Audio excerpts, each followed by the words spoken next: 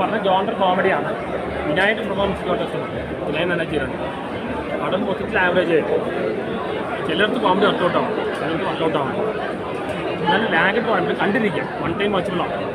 ആരെ കൂടുതൽ സ്കോർ ചെയ്തതെന്ന് പറയാൻ പറ്റും? എനിക്ക് വിനായകനെ കൂടുതൽ പെർഫോം ചെയ്തത്. വിനായകൻ്റെ പെർഫോമൻസ് ആണ് അവിടെ മൊത്തത്തിൽ ആവറേജ്.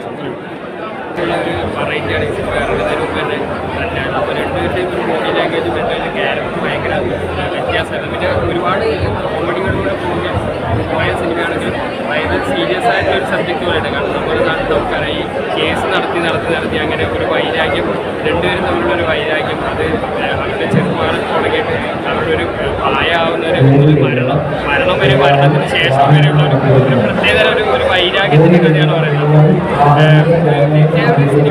സിനിമാറ്റിക് എക്സ്പീരിയൻസ് ആണ്. രണ്ടുപേരും തമ്മിലുള്ള കോമ്പോ നന്നായിട്ട് വർക്കായിട്ടുണ്ട്.